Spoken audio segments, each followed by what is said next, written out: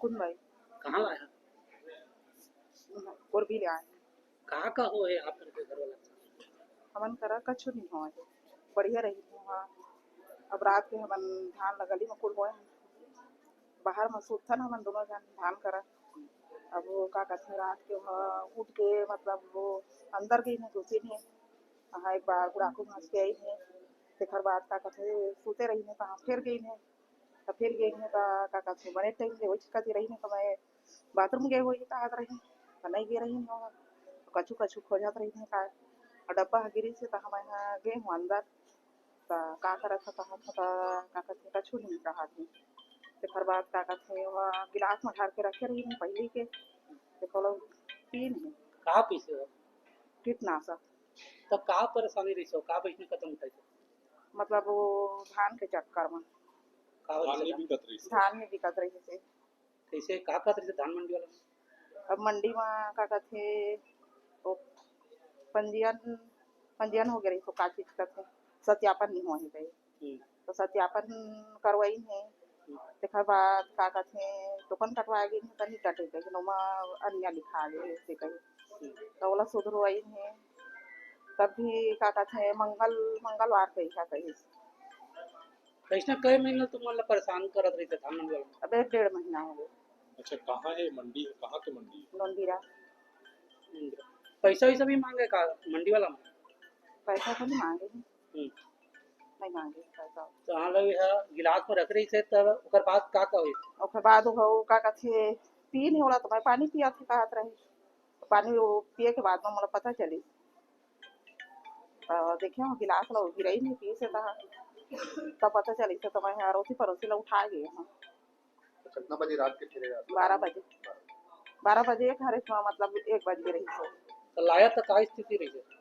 Line था तो जैसे ठीक है रही थी बस का कहते वहाँ ले एम्बुलेंस में बैठे हैं का कहते उल्टी करी है घर बनी करे उल्टी हुआ। फिर बाद में का कहते थी थोकन ज़्यादा होते गई से हल्दी बाजार आए तो हल्दी बाजार में बाटल हुआ चढ़ी से देखा वो लेती होती फेंके बाटल वाला फिर बाद में रिफर करी से तहीं आए। ये नाम बताएंगे? मोर नाम संजय श्रीवास। अच्छा कहाँ से आए? कोरबी से। ये जो मरीज जो है कौन है, क्या मामला है? ओकर नाम सुमेर सिंह गोड़े ओकर गांव वहाँ कोरबी है और कुटा में जमीन बिसा है 3 एकड़ 75 डिसमिल। और का समस्या आती है का चीज में कदम उठाए? वहाँ ओकर टोकन नहीं कटत रही से ओकर मोबाइल नहीं है टोकन नहीं कटत रही से ओकर मोबाइल नहीं है और जाए तो आजो दुकान के चक्कर कलो दुकान के चक्कर पटवारी करा जानता पटवारी मोर से नहीं हो तहसीलदार से हो तहसीलदार कर नहीं गए गए तहसीलदार कर दो मगर ओकर पिए करा गई तो पिए कहीं मोला आवेदन दे मैं आगे कार्रवाई करवाऊँ। और ऐसे बात करी से कि हमारा मैंने बड़ा विचित्र के आप आवेदन रख दो अब जाओ तो कब बाबू साहब कैसे करो साहब तो कुछ जवाब नहीं दी से 2-4 दिन में आकर पता कर लेना आपके पटवारी से मुलाकात कर लेना। अब यह 1-1.5 महीना हो गया समझ परेशान है 10,000 तो से वही जो चिराग जन दर्शन वगैरह भी शिकायत करे रहे कई बार कर एक बार करे रहे एक बार वहाँ के कोई अधिकारी है बोले कि मैं यहाँ भेज देता हूँ वहाँ कहीं और जाके संशोधन करवा ले इसका दवा और करवाएं संशोधन और बाद भी नहीं चली से नहीं दिखाते। कितना दिन पहले जन दर्शन में शिकायत करें? अभी हम 6 तारीख के एक बार आ रहे हैं और पहली फिर सोमवार के आ रहे हैं और तारीख मैं याद नहीं 2 तारीख या पड़े और 2 तारीख कतका धान फंसे जो दिक्कत नहीं है? ओकर कम से कम हम 4 साल 68 कुंटल धान बेचे रहे हैं। एक घनी कितना धान हुए? अभी कल जाता हो जाए कम नहीं होगा दवा। मैडम आप जिला अस्पताल मैडम आज आप जिला अस्पताल पहुंचे यहाँ पे किसान की हालत नहीं क्या पता चला? वैसे तो मुझे कई जगह जब दौरा कर रही हूँ तो मुझे ये परेशानियाँ सुनने में आई लेकिन कोरबी क्षेत्र में भी ये परेशानी है। ये सुमेर सिंह गौड़ हैं आदिवासी है बेचारा और ये 1.5-2 महीने से परेशान था। इसके पास लगभग 3 एकड़ की ज़मीन भी है। इसके यहाँ 68 क्विंटल धान भी पड़ा हुआ है और 1.5-2 महीने से परेशान है। ना तो उसका टोकन कटा ना सरकार उसका सुन रही है ना अधिकारी सुन रहे हैं। तो ऐसा होता है कि जब किसान का धान नहीं बिकता और 1.5-2 महीने हो जाते हैं, तो वो डिप्रेशन में आया होगा, परेशानियां उसे घेरा होगा, तो उसी में उसने जहर खाई। लेकिन अच्छा है वो बच गए हैं, कीटनाशक खाया है। अभी जब मैंने उससे बात की तो उसका सिर्फ एक ही कहना है कि धान न बिकने के कारण ही मैंने जहर खाया। इस पर किसकी संवेदनहीनता मानते हैं? संवेदनहीनता किसकी? देखिए, हमें आश्चर्य है कि एक आदिवासी क्षेत्र, मेरा बाहुल्य क्षेत्र है कोरबा जिला, और एक आदिवासी मंत्री, मुख्यमंत्री। आश्चर्य की बात है कि आज तक कभी ऐसा नहीं हुआ। कभी भी किसी किसान को धान बेचने में कभी भी कोई परेशानियां नहीं हुई जब हमारी कांग्रेस सरकार थी। लेकिन आज जगह जगह जाके मैं गांव में ये देख रही हूँ कि अधिकारी अपने मनमानी कर रहे हैं, ना उनका रकबा उनका काट रहे हैं, उनका टोकन तो कट ही नहीं रहा है, महीनों वो लोग ऑनलाइन इंतज़ार करते हैं, कभी कुछ। ये हमारी जनता के साथ, खासकर हमारे आदिवासी किसानों के साथ जाती है। इसकी मैं घोर निंदा करती हूँ। बड़े दुख की बात है कि जहाँ आदिवासी मुख्यमंत्री है, वहाँ पर एक आदिवासी किसान जहर खा रहा है।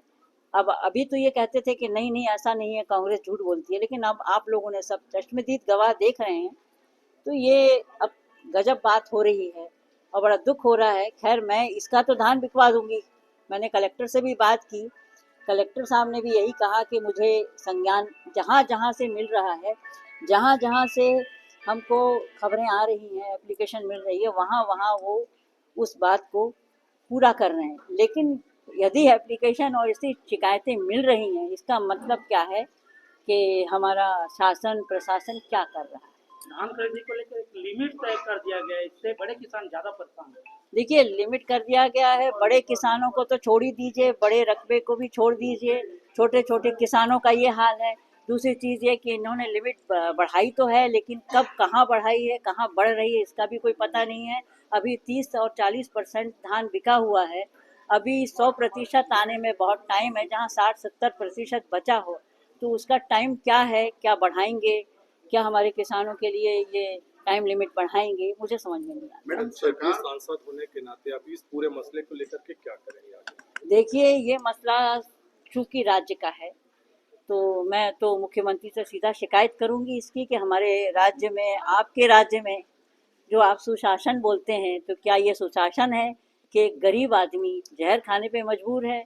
इसका मतलब ये है कि जब हमारे किसान भाई, जो हमारे अन्नदाता हैं, जब वही खतरे में है, तो हम लोग तो सुरक्षित हैं ही नहीं। मैडम, सरकार तमाम दावे करती है, सफलता कहानी बताती है, धान खरीदी को लेकर बहुत कुछ कहा जाता है, मगर यहाँ पे स्थिति ये है कि कहीं रकबा कट गए, कहीं धान खरीदी नहीं हो रही है। ऐसा क्यों है इस सरकार के रहते? देखिए, या तो सरकार के पास कुछ समझ में नहीं आ रहा है कि या तो पैसा नहीं है, या उनके पास कुछ ऐसी या उनकी मंशा नहीं है। क्योंकि हम लोग तो विपक्ष में बैठे हैं, चिल्ला ही रहे हैं, चिल्लाते रह रहे हैं, और इस बात की हम मुद्दा भी उठाए हुए हैं, लेकिन ये काम क्यों नहीं हो रहा है? इनके सारे दावे झूठे हो रहे हैं। ये सब धरातल पे और कागजी जो बोलते हैं, कागज में है, धरातल में कुछ नहीं दिख रहा है। मुझे ऐसा लग रहा है कि ये शासन पूरी तरह फेल है।